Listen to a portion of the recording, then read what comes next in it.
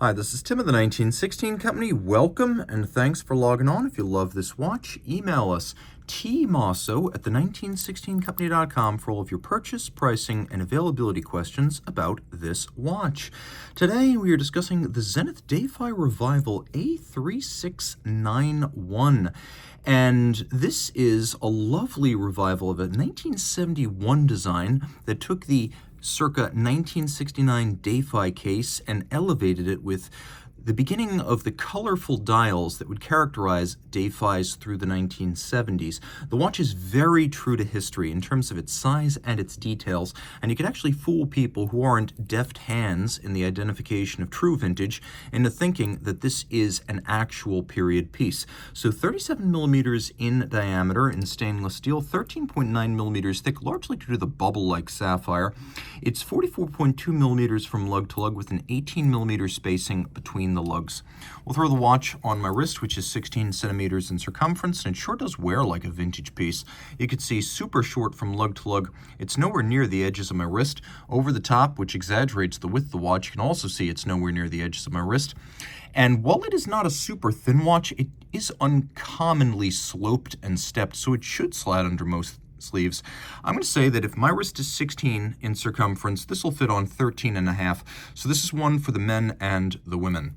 Taking a look at the bracelet, it's got the look of a vintage piece, and it even has a little bit of the rattle to it to feel a bit vintage. But you can see the closer you get, the more it looks like a modern construction and quite solid in that regard. It'll be long-lived. We have removable links that are fixed in place using screws. And then we have a clasp that's probably just a little bit thicker gauge and more robust than what you would have gotten in the early 70s. There are 5 pairs of divots inside of the clasp, and then the spring bar can be dismounted to change the anchoring point, which allows you to fine-tune the fit.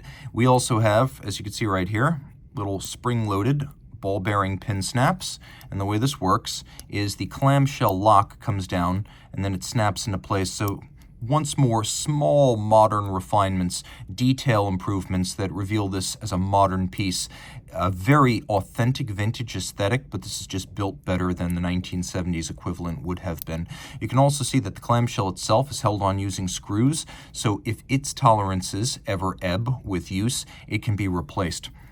Thinking about the future, Zenith, a manufacturer since 1865, always plans for service down the road. We do have the irregular octagonal case shape of the period Defys from the early 70s. And then we have a tetradecagon for the bezel. It is a 14-sided object. The crown with the Zenith Star logo is a screw down, and it's 300 meters water resistant, so quite impressive in that regard. You can also see that there's some subtle faceting on the lug hoods at each end with a bit of satination and then a bit of polish and one might even say very subtle deflected faceting from the vertical. So it is a surprisingly complex shape, and this is a sapphire. It looks like a vintage plexi, but it's a sapphire. You can see it has some of that warm off-axis plexi distortion that you get off the axis of the hands, and the further you go, the more you get it, but it won't scratch. It is a sapphire. This is what Zenith calls a vignette dial, which is also what Rolex typically calls these gradient fades. Bright at the center, darker at the edge. No, Moser didn't invent this. It's been around for a long time.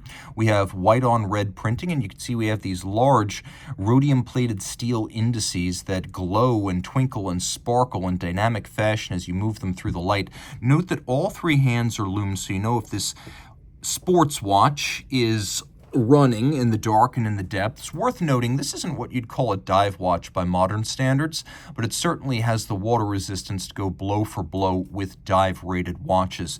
The watch does feature a quick set date and a hacking seconds function, and because this is a Zenith Elite caliber 670, we have that hacking function. Get the hand out of the way there. Then we've also got a little bit of a quirk of the Elite calibers, which is that they quick set in both directions. So whichever direction gets you to the correct date quicker, that is the one you can choose.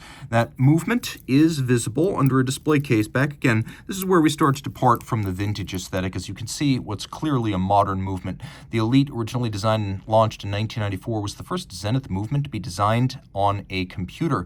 It's a unidirectional winder with a 50 to 52 hour power reserve, 4 Hz beat rate, 27 27 pivot jewels, and although the decoration is mechanical, it is handsome, accomplished, and, as you can see, quite attractive. Taking a quick look, we have elements including circular Côte de Genève on the bridges, linear on the rotor, polished screws, sunburst on the bearing center, and then engine turning around the edges of the bridges. And it's important to note that even horlogerie watches use Zenith Elite bases. Uhrwerk, for instance, on just about every automatic they've made in their modern era. This is a fantastic piece and proves that Zenith, every once in a while, seems to draw a real stamp and distinctive signature of its leader. During the Terry Nataf years, it was outrageous size and style. During Jean-Frédéric Dufour's tenure in the early 2010s, it was classicism and complication.